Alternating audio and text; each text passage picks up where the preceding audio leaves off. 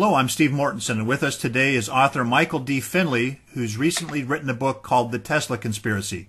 Michael, thank you for joining us today. Thank you, Steve. Now, The Tesla Conspiracy is a very intriguing novel. Why did you write the book? I wrote The Tesla Conspiracy because when I became familiar with Nikola Tesla, particularly in the area of free energy, I got very angry that extremely important information has been withheld from us all. In 1931, Nikola Tesla proved that a full-size electric car could be driven at speeds up to 90 miles per hour, daytime or nighttime, using free energy extracted from the air around us. We could be driving our cars for free instead of paying $4 or $5 a gallon for gasoline. But a small group of energy conglomerates are maintaining a monopoly on fuel and energy, and they're acting like criminal organizations to keep this information away from us all. I thought to myself, how could they do that to us? I've got to get this information out to the public. I wrote The Tesla Conspiracy as a fictional work because, let's face it, most people want to be entertained. In fact, I first wrote it as a screenplay, and things were looking very positive. We got a few well-known actors to agree to be in the film and some public figures. We were lining up investors, and then we ran into a conspiracy to stop the film. This is all documented on our website, theteslaconspiracy.com. The director had his mail interfered with. He was followed. I had my mail interfered with. I received untraceable death threats by voicemail and email. Our slate of investors stopped returning phone calls. They wouldn't respond to letters. And I pretty much spent a few years feeling very depressed about the project. I felt crushed. Then I decided to persevere and release the story as a book.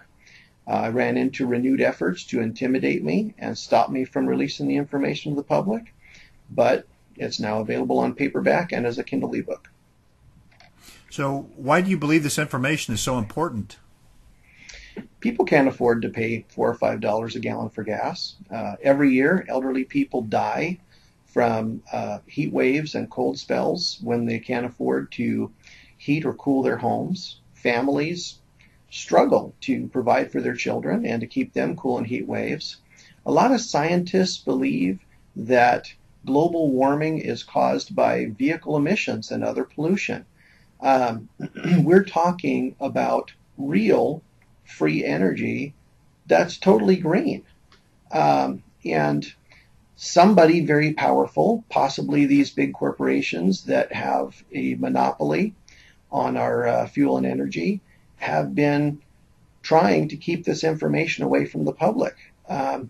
People have been intimidated, thwarted, and even killed to suppress this technology. If this technology had not been suppressed, then we'd all be driving our cars and running our homes without having to pay for fuel or electricity. That would save every family thousands of dollars every year. This is really important for our planet, for our economy, for our families to survive. This information has got to get out there. The more people that read this book, the more this information gets out there, the more these terrorist companies fail. Now, there's a lot of history in the book, and there are some fairly detailed theories as well. Is this technically a fictional story? Well, maybe we need a new category for this book. The history referenced in the book is real. Nikola Tesla was a real person. There are documentable historical conspiracies to keep information about Nikola Tesla away from the general public. The story is fictional, but it's really a vehicle for expressing the historical truths and theories. Now, what evidence is there of actual historical conspiracies? Those who know Nikola Tesla call him the man who invented the 20th century, and for good reason. He was directly responsible for most of the technological advances in the 20th century.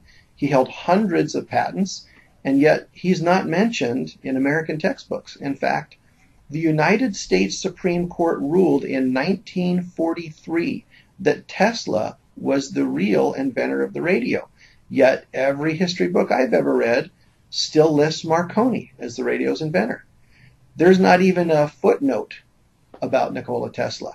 That's not just failing to mention Tesla, that is putting false information in textbooks. And I believe there are reasons why the powers that be would want to conceal this information from the public. In the book, my theories tie all of this together and explain it. So what is it that you hope your readers take from this novel? Well, first and foremost, I want people to know the truth about this technology. I want people to open their minds. I want them to test my theories. I'm hoping that people will become more curious about Nikola Tesla and read other books about him, maybe some internet articles, maybe watch a documentary or two. But most of all, I want them to enjoy the book. I want them to be fascinated with the mystery as it unfolds. I want them to have trouble putting the book down as it builds into a tense thriller. At the end, I'm hoping people will be as angry as I am that extremely important information and technology has been withheld from the American public. So where can people get a hold of a copy of The Tesla Conspiracy? On the website that I mentioned earlier, theteslaconspiracy.com, we document the efforts that have been made to keep us from getting this information out to the public. There are links to buy the book as a paperback or as a Kindle ebook. And we keep adding more information about Tesla, and so people can check back at theteslaconspiracy.com and get updates about what's going on with the book, with our efforts to turn it into a movie, and to just learn more about Nikola Tesla. Well, Mike, Nikola Tesla was a fascinating man, and you've written a fascinating book. Thank you for joining us today. Thank you very much, Steve.